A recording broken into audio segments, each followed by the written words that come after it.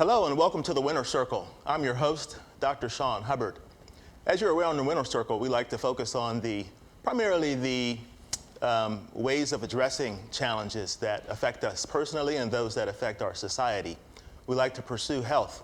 Here to help us pursue health and discover it in creative ways is a colleague and friend, Dr. Dharma. Dr. Chrisette, thank you for joining us on the Winner Circle. It's great to have you here. Good morning, sir. You got the name right. That was pretty impressive. Oh, yes. Now, it's very, very important for me to start off right and getting your name right, and I wanted to make your dad proud of you as well. Speaking from a dad myself. You know, I'm really excited to talk to you because I've been following you. As you're aware, my sister was the one who told me about your energy and a lot of what you're doing in promoting health.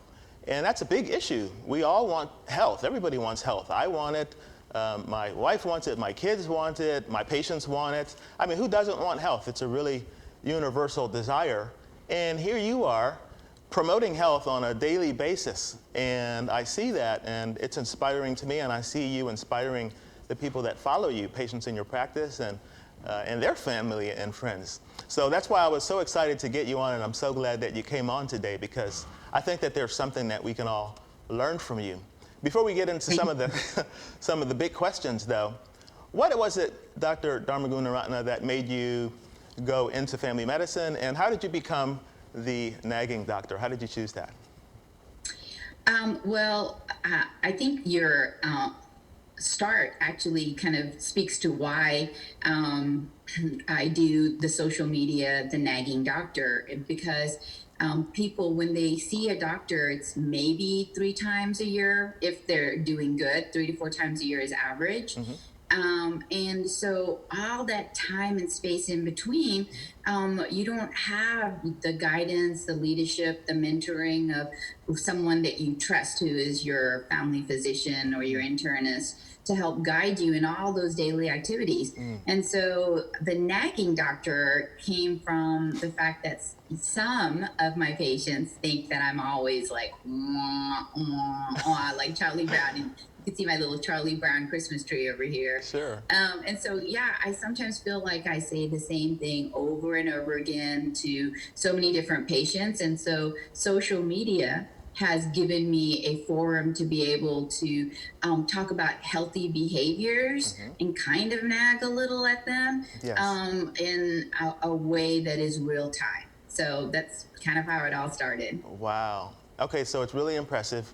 I must say that I have been deemed, and I've made it a point to be health promotional down through my years of practice. And many people have said, you're a neurologist, and so how did you become health promotional? I could see somebody who's a family doctor doing it. And, I took offense to that they couldn't see me doing health promotional activities. But, you're the only one that I've ever seen, I'm talking about amongst all the doctors that I know, on social media and practicing, that I see promoting health. And I'm being, hopeful, whole truthful about this. I've never seen anybody else doing it, and you're doing it on the regular basis. So it takes a lot, I know it takes a lot of energy. And so I just wanted to say I'm impressed, and I'm proud to have you out there shaking the pom-pom and getting people to follow your direction. That's wonderful. Well, thank you. It's interesting because initially, when I started to allow patients onto my Facebook feed, my friends who were physicians were like, "Well, wow, you let patients on your personal social media." And so it started off light because, as you know, family practice.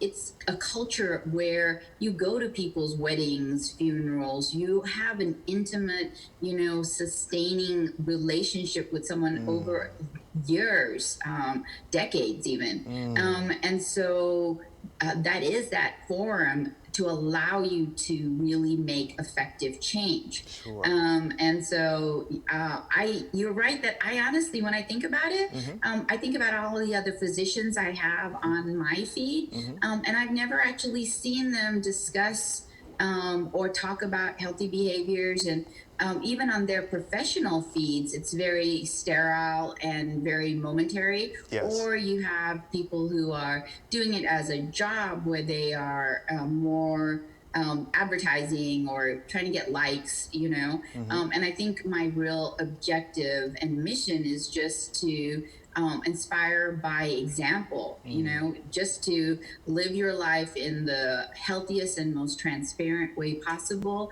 and allow people to see that, you know, we as physicians aren't really that different. We struggle with the same things that they do, and that healthy behaviors and wellness is something that doesn't have to elude them. Wow. Wow, that's amazing. I mean, everything that you're saying is so commonsensical, yet, you know, you're a rare entity. I hope that your patients realize what they have in you. It's rare. I haven't come across that, but it's so commonsensical, and so I really appreciate you. You have your hand on and your thumb on the pulse of something I think is really special, and that is a variety of ethnicities, a variety of ages in a metropolitan city. I think you have your finger on the pulse of a wonderful cross-section of America. And so, you know, you have a very interesting perspective that I wanted to understand, and I think we can all learn from it in a winner circle. So the question is, what are people coming in complaining of these days? I mean, this is a special moment. I mean, you know, we already had probably more chronic diseases than we needed, and now we have job loss and lots of other things going on, pandemics and the usual things that we use to keep ourselves balanced. What are things that people are complaining of most these days? Well, it's your typical, ranging from headaches to, you know, chest pain, stomach issues. But when you really dive deeper into just even those examples, a lot of it is related to kind of their situation, and anxiety and depression. No one actually walks in saying, I'm here because I feel anxious, or I am depressed, or I am lonely. I mean, I've actually never had anyone who came to me for that. But when you do the diagnostic and analyze what's going on that's causing their headaches, whether it is, you know, tension from the trapezius, from being in a computer, not moving at all, and then being isolated, not having any human contact, and then that leading to them having headaches, and then stomach ache, right? Just eating bad, eating all the time, really poor eating habits because they don't have time, or the COVID pandemic has really affected how people feel about going out, to even to the grocery stores, to going out, and just being with other people. And so it presents with these symptoms of common ailments that really have a different underlying etiology. Etiology, for those who might not know, is cause, right? Wow. And so I think the biggest symptoms are the typical symptoms, but the underlying root is really related to anxiety and depression during this COVID phenomena, related to all of the financial strain, the isolation, and the fear. Fear is a huge stressor. Wow. Wow. So we want to be healthy, but we have all of this other stuff going on. And it sounds like what you're saying is that we're kind of overwhelmed and kind of anxious. If we were to hold up a mirror to ourselves, it sounds like that's what you're describing, that we're really just overwhelmed. Is that a summary? Yeah. I mean, and my patients, you know, so we have a limited amount of time to see each patient, you know, that's just the way medicine is today. I mean, it would be lovely to have the ability to be a concierge doctor and just, you know, see one person an hour, but that's just not the way it is under medical insurance, which is what most people can afford. Sure. And so trying to manage that kind of overwhelming emotional issues in a limited time frame is overwhelming to me because I mean, I feel their pain and Right. I want to be able to help them in a meaningful and significant way that isn't about just prescribing a pill. Right, right. The actual doctoring part. I mean, if we really, Exactly. The uh, doctoring the part. doctoring part, Correct. the hard part, and the part that requires us to be very empathetic and understanding. Hmm. So you have your finger on the pulse of our healthiness, I think, And I wonder if you could give us an idea. I want to use something objective, maybe, let's say blood pressure. If you could describe our healthiness right now in America, in the cross-section of folks that you're seeing, if you could describe it in blood pressure terms, what do you think it would be like, our healthiness? Yeah, I think we were all septic and hypotensive. So if we use that as a analogy, right? Blood pressure being normal, ours would be very, very low. Practically thready. I mean, I know a doctor understands what that means, but when you're really sick and when you're in the ICU and when your body is crashing, your blood pressure goes really low. And that's a sign to doctors that something is really wrong and that you have to do all kinds of things to keep this person alive. And Sure. that's really how I feel right now, that I need to try to do everything possible to keep them alive and alive in a sense that is more than just functioning, Yes. to keep someone alive and to resuscitate them back to health is just what my objective is. I think honestly, medicine is trying the best that they can to just hold everyone together and to get us through this really hard moment in history. And so if we use blood pressure as an analogy, I would say that it's very, very low dangerously, and that we need to do everything possible to give everyone volume expanders so that they can come back, a little hydration in the form of, just honestly, and this is going to sound super quirky, like just love, empathy, kindness, caring, and that ties into movement to help your endorphins in your brain, and I believe in that just to every core in my body. And healthy nutrition in a very simple way. I mean, teaching people that everything is not about losing weight and diet, even though they relate that to health.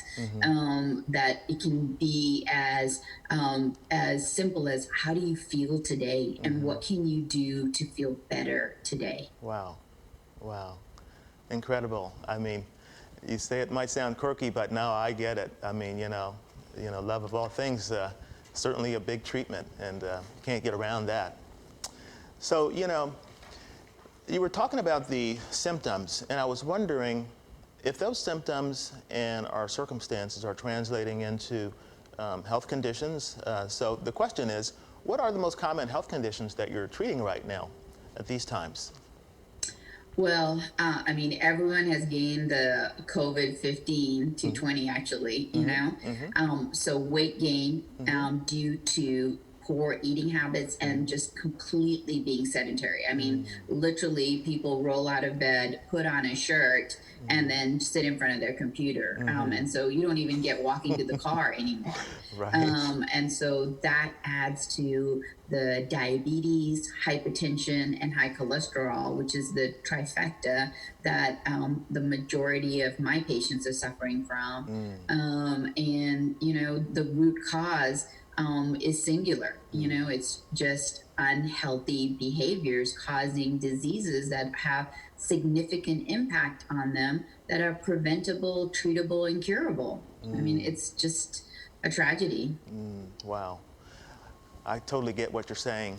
You touched on one very key issue when you mentioned that they're preventable conditions that we're all living with.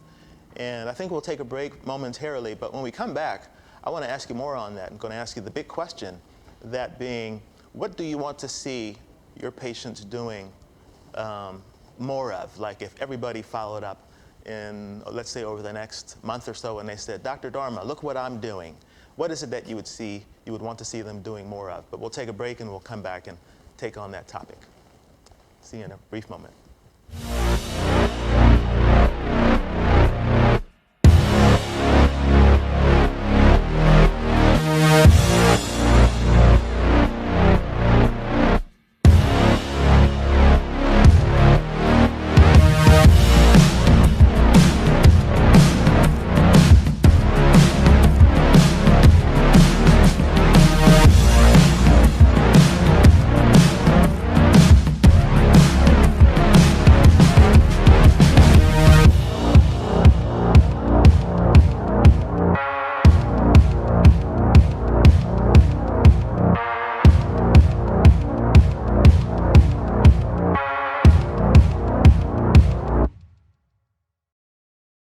So, I'm kind of new here, but I've noticed a trend. My human does this funny thing where she goes around and gets all my toys, and then she hides them in that basket by the door. But it's always the same basket, and it's always in the same place. And then she acts so surprised when I find them, but, she's putting them in the same basket. Again. It's like, hello? That's where you put it last time. You were the worst at hide and go seek.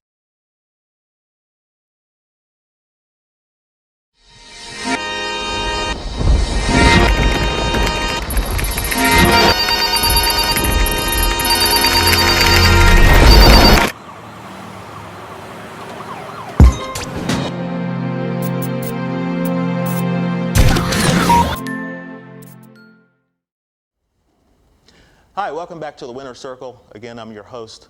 We're having a great time talking to Dr. Dharma Gunaratna. She is helping us to understand where we are from a health perspective these days. As you're aware, she is a family doctor, but she has a ton of energy, and she's seeing a wonderful group of patients that represent really a lot of what America looks like. So, Dr. Gunaratna, Dr. Dharma Gunaratna, we said that we were going to ask you the big question, that being, what is it that you would like to see more of your patients doing, let's say over the next 1 to 2 months or 3 months, if they came back showing some, let's say, objective features, what is it that you want to see them do more of? Well, we have to start by, if we're talking about the next month to 2 months, healthy behaviors obviously starts first from protecting themselves from COVID, and doing everything possible not to exacerbate or continue to worsen the epidemic. I think that is the most important healthy behavior right now. But then if we're talking about what they can do for themselves, which I think is also goes along with this, is just movement. Movement is one of the most important things that they can do that is under utilized, and that we don't talk about, and that we don't have enough time when we're with them to counsel them on how much of an impact it's going to have in their life. I know that I personally, I can honestly say I don't necessarily like to exercise. Again, I've never met anyone who's like, oh my God, I just love, well, okay, I do know some people who are just exercise fanatics, but I would say that they are the slim minority. Sure. And so I think people feel like they can't be that person, and that movement is unattainable to them in a meaningful and consistent manner that will impact their lives. And they connect it. And you see, I'm not calling it exercise, because exercise sounds like some torture ritual that they're induced to, right? So, but movement, will help them decrease their stress, decrease their blood pressure, improve their sugars. It will help them with their mood, their anxiety. It will help them, it helps with everything from focus and attention. Like everyone who has ADHD right now, and they're like, I just can't focus. Well, if you would, because you're not moving, they're like, ever since I got to start working at home, I no longer can focus. That's because you're not moving. So I think that if I could ask someone to do one thing, and that's really what I nag about all the time, is just get out there and do something today that will help move your body so that you can continue to take care of it. I mean, you only have one, and it's not like you can exchange it and get a refund and get a new one, you know? Sure. So whatever you have, it's still not too late to make a difference by moving. That's wonderful, and I see the sense of that, and I see how you have changed it from not necessarily talking about exercise, because that does sound pretty heavy, and it sounds like a task, but movement sounds a lot more fun, and it certainly seems fun when you're doing it and sharing your example. I'm thinking that you have people that are thriving in your practice, and I wanted to get your take on what is it that they are doing? Yeah, I mean, that's a good question. So the ones who are thriving are the ones who have just healthy behaviors that are built into their day, that they don't even think about it. It's unintentional. And that can happen for everyone, but you have to start with intention, you know, and motivation and a goal. And so the people who sometimes I'm like, oh my God, I should just return your copay. I swear I didn't do anything, you know? And those people are really all the things that I'm talking about, is that they are eating healthy, their BMI is perfect, they are cycling or running or going to the gym all the time. I mean, they're perfect individuals that, you know, I mean, they're like a unicorn. I mean, the ones who are thriving are definitely far and few between. I guess that gives me job security, although I'd be happy to give that up for some more unicorns in my practice. But yeah, those are the ones that are winning and that are thriving, are the ones that are doing all the things that we kind of talk about, which is just healthy nutrition on a daily basis and some form of movement on a daily basis. It's like brushing your teeth. When I ask people, hey, did you exercise? They're like, yeah, I exercise. I'm like, oh, okay, what did you do? And so they'll say, oh, I run. Great. When was the last time you ran? A month ago. Okay, well, that's why you're kind of feeling bad right now. But it's funny how they identify as if they currently do something, Yes. even though when they did something, they felt good, and they still self-identify that they are still doing it, even though they haven't, you know? Right, yes. I always find that fascinating That when is I dive fascinating. in and kind Yes. of wade through some of their answers. So, if I understand you correctly, some of your patients could really make you happier and make you proud if they showed up after having some regular movement, just the way you described. And if they come in showing some, let's say, some findings, you know, maybe they would show up with a better blood pressure or an upbeat more attitude. You know, I guess that would make you happier as a doctor who preaches and actually practices what you preach.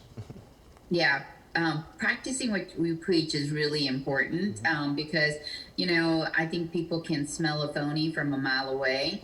One of my patients, I was just so proud. You know, it's really not about making me happy, although sometimes people do try to, you know, please you, especially when I give them a task of, well, I need you to commit to this, and then when you come back, you know, I want to see what you've accomplished. And so I really now do what they call motivational interviewing. Before, I used to sit and be like, oh, if you don't do exercise and diet and lose weight, you're going to die of a heart attack and kidney failure, and just like threat after threat. And then as medicine changed, and we learned as a community that scaring and threatening people really did not engage them. Doesn't work, no. I changed, you know, I mean, that was what I was taught 20 years ago. And so then I realized, well, how you help people change your behavior, which is the doctoring, as we discussed, which is super hard to do. And sometimes it's those smallest goals, like, wow, you ate a kid's McDonald's hamburger instead of eating a Big Mac. Right. And that was your accomplishment today. And good job, you know? Absolutely. And so learning to celebrate their wins was hard for me to learn. And helping them become successful at meeting their goals in a actually attainable way, and working with them as a partner and not as a parent, I think has been really helpful in getting more results from my patients. One of the last posts that I nearly started crying. They quoted me and they said something, I don't remember what it was in relationship to, but they said, Dr. Dharma always says, exercise is medicine. And I thought, oh my God, someone actually paid attention. Who knew, you know? Wow. Well, I'm not surprised that you're having an effect on your patients because, I see the responses that you get on your social media. It sounds like people are really, really inspired by what you're doing, and I'm inspired by it, seeing that it's being done and seeing that there's a group of patients that are being cared for and attended to in a very engaged and a consistent manner. You're doing the work. Speaking of doing the work, I wanted to ask you about your own practices. So we know that what you talk about, but I see some of your social media posts when you're walking on the way to the gym and posting and getting people going. Can you tell us more about what your practices are, fitness and nutrition oriented? Yeah, so I'll be super transparent in that, like I said, I'm not like super fond of just exercise. And so I have to always like really change it up a lot to keep myself engaged. One of the things I've been doing for over 8 years is it's an Afro-Brazilian martial art called capoeira. And I never would have thought in a million years that I would be starting a martial art at like 40. But I put my kids into it. And so I was sitting there when I would drive them back and forth. And I thought, I might as well be doing something. Why not? And so I joined. And now I am just as much a proponent and really engaged in constantly learning capoeira and like moving in it. And it is really a form of moving meditation. It has dance in it. And then, of course, a actual fighting component, which is, if you ask any of the guys there, that's the main thing that they do. But I find it to be just so uplifting and brings me so much joy. Sure. When I was in college, I was a dance kind of major. And so I really love dance. And so, I'll throw in some hip hop classes or salsa classes at times, Wow. and I love African dance. Wow. I just has such a rhythmic beat, and it kind of goes along with the capoeira as the samba. So I'm always doing something different. Wow. I'm signing up for a class, watching a YouTube, Yes. Constantly just learning different forms of movement, because that's what keeps it interesting and fun and keeps me laughing. Right. But my staples are yoga, and then I do CrossFit. And so I'm not really a runner, but I'm gonna put some of that kind of movement with the walking in, and so I'm always changing it up because sunlight I think is super important. Right. And so I try to do activities outside as well. Oh, so wow. you can see I just try to do so many different things. I'm not necessarily great at any of them, but I love it and it makes me happy, and so that's how I keep myself going. Dr. Dharma, you described a lot of movement just now. I know. That's a ton of movement. My heart rate is starting to go up and blood pressure just hearing about all that movement. Different forms, fighting, dancing, walking. I mean, you're on fire. As I said, your folks are lucky to have you as their family doctor, and I mean that from the bottom of my heart. I wish that more people could follow you, and they can follow you. Where should people follow you that are not necessarily in Dallas? I think you're practicing in Dallas. So how can people follow you and find you?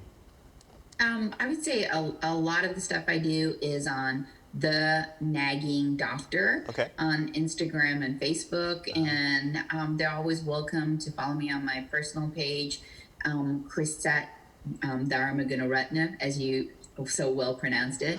I'm just open and just here to kind of help everybody as much as I can in a way that might be really simple and might be just be like, oh, well, look, she's still out there doing it. One of my patients said to me, Dr. Dharma, you really inspire me. And I said, oh, really? What do I do? What have you been doing? And she's like, no, you just inspire me. And I was like, well, what did you do? And she's like, no, you inspire me. I was like, but no, inspire means I initiated change or that I got you to do something. Right. But I'm hoping that the more I inspire her, that we'll keep moving to a place where she's actually moving as well. Excellent, excellent, excellent. Well, thank you so much for coming into Winter Circle today. I think we've learned a ton. I have learned a lot myself, and I really appreciate you and appreciate what you're doing for our patients, your patients, and the people in this country, and all the people that follow you. You're doing tremendous work, and I applaud that.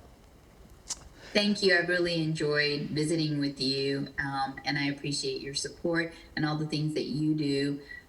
As a healthcare worker, we're all in it together. Absolutely. To try to get us through this moment. For sure, for sure. And thank you out there in the Winter Circle. Thank you for sharing the Winter Circle. Thank you for liking it. And we look forward to seeing you next week where we will continue to talk more about promoting health, discovering health, finding creative ways. Until next week, keep winning, guys. Take care.